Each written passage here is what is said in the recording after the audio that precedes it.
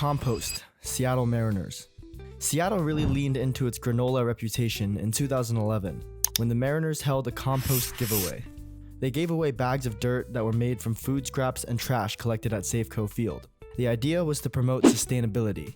And to be fair, it's a pretty cool and unique concept, but I just can't help picturing a little kid crying walking out of the stadium because he got a bag of dirt instead of an Ichiro bobblehead. John Adams Bobblehead, Cleveland Indians. In 2006, the Indians held a John Adams bobblehead. No, not the founding father, though that would also be pretty weird, but a dedicated fan who was known for pounding his drum in the bleachers. This being said, if any fan deserved a bobblehead, it would be this guy.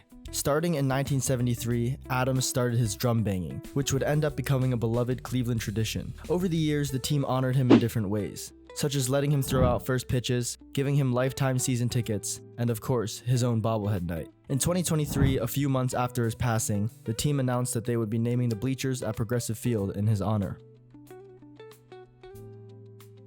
At first glance, this one seems pretty normal, but with many of these, you have to think, how can fans use this thing in a way that's disruptive or annoying? Because in many instances, that's exactly what they'll do. In 1982, the Red Sox gave out seat cushions at Fenway Park. After a pair of home runs in the 6th inning, fans started throwing them onto the field, covering the diamond. Umpires warned that the game would be forfeited if the downpour didn't let up, prompting Fenway PA announcer Sherm Feller to make an announcement urging fans to try sitting on the cushions, as it's more comfortable that way. Mike Trout hat, Los Angeles Angels. This one is pretty self-explanatory, but nonetheless, in 2013, the Angels gave out hats with a giant troutfish attached to the brim to honor their young superstar. Whoever's idea this was probably on something when they thought of it, but the fans ended up embracing the novelty, and the giveaway became one of the more fun and memorable ones in recent history. Soap dispenser, Pittsburgh Pirates. Kids not washing their hands has always been a problem, so in 2013, the Pirates took this issue into their own hands when they gave away a soap dispenser shaped like their beloved mascot. I mean, how could a kid possibly resist the urge to wash their hands if a big green bird throwing a baseball is delivering their soap? Joe Mauer Sideburns, Minnesota Twins. Believe it or not, this is not the only hair-related giveaway on here. But in 2006, the Twins decided to give away stick-on sideburns so that fans could emulate Joe Mauer. We now know Mauer as a 6-time All-Star, 2009 MVP, and one of the greatest Twins of all time. But back then, he was still a rising star, and his sideburns had become a signature part of his look. Fans wore them proudly during games, and while it was a bit silly, it showed how much the city loved its homegrown star. Babe Ruth bobblehead, Los Angeles Dodgers. In 2014, the Dodgers surprised their fans with a bobblehead of Dodger legend Babe Ruth. Ruth, of course, is best known for his 1938 season, where he served as the Dodgers' first base coach. All jokes aside, in Ruth's short-lived Dodgers first base coaching career, he reportedly didn't even relay signs. Rather, he was basically hired to stand there and be Babe Ruth, and probably, at most, to yell back on pickoff attempts. Nevertheless, the team decided this was enough to warrant his very own bobblehead day. Chia pets, Oakland A's and Washington Nationals. Everyone appreciates a player with great hair, and both the Nationals and A's acknowledged this in 2013 and 2016 when they held Chia pet giveaways. Washington gave out Bryce Harper Chia heads so fans could grow his bad boy hairstyle at home, while Oakland did the same with Coco Crisp's afro. Funny enough, this isn't the last seed-related one I got for you. Mini Vuvuzela, Florida Marlins.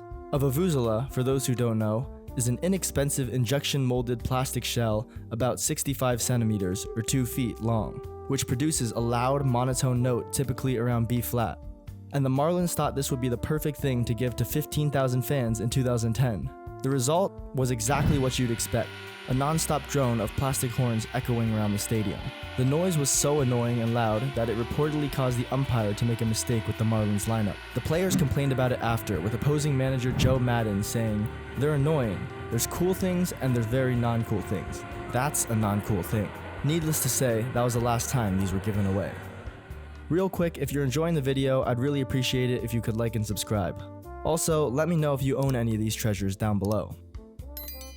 Rusty Greer Rubber Duck, Texas Rangers. Another one where I'm questioning the sobriety of the organizer.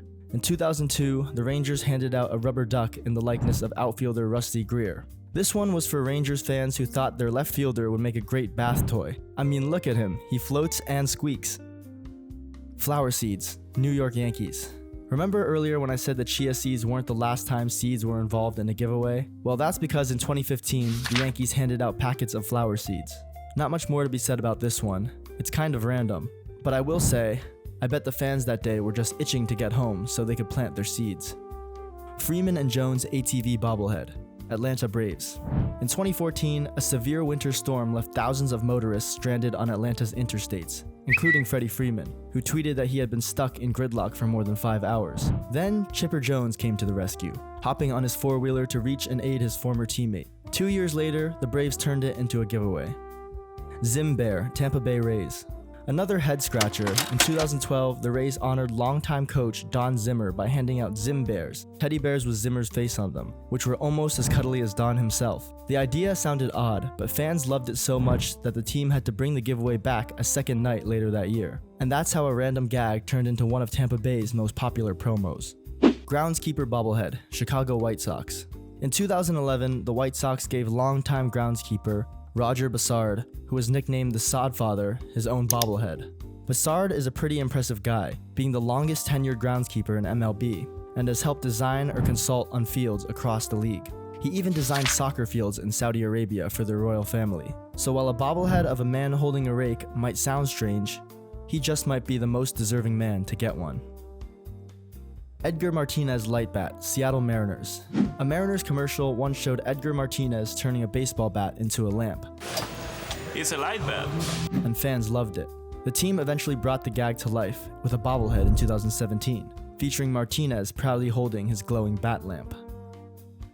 Fishing lure, Minnesota Twins. The Twins have a long-standing tradition where they give away team-branded fishing lures. Look at this Glenn Perkins one. They even had a Joe Mauer one with Sideburns. Once you realize Minnesota is the land of lakes, this giveaway makes a little more sense. Plus, they work really well for catching fish who don't like Twins players. Reggie bars, New York Yankees. In 1978, Yankees fans received Reggie bars on their way into the stadium, a chocolate-covered caramel and peanut candy. The real fun started after the bar's namesake, Reggie Jackson, hit a 3-run home run in his first at-bat, prompting the crowd to shower the field with chocolate bars. It cost the grounds crew a couple minutes to clean, momentarily delaying the game, and Jackson would later comment on the situation by saying, "I didn't want to get hit in the head, but I knew it was a gesture of appreciation." Only in New York. Cowbells, Tampa Bay Rays. The Rays launched Cowbell Night in 2006, inspired by the famous Saturday Night Live sketch. You gotta have more cowbell, baby. Surprisingly, Rays fans really liked the noise, and the Cowbells became a Tampa Bay tradition. Since that day, Tropicana Field, or I guess Steinbrenner Field for the time being, has been filled with the sound, and fans are encouraged to bring them to games. Stan Musial Harmonica, St. Louis Cardinals. Stan Musial was not only one of baseball's greatest hitters, but also a talented harmonica player. In 2013, the Cardinals celebrated that side of him by handing out harmonicas stamped with his signature, which came in these wooden boxes and actually looked pretty nice. There aren't any reports of them being used during the game, but I can only imagine the ballpark must have sounded different that day, and not in a good way. Frisbees, Atlanta Braves. You can probably already guess what happened in 1974 when the Braves gave out Frisbees. All was calm until the umpire made a questionable decision in the fourth. This caused angry Atlanta fans to rain hundreds of Frisbees down on the field in protest. After the Frisbee invasion, it was announced that the umpires would declare the visiting Reds as winners by forfeit if the fans did not stop littering the field. That put a stop to that.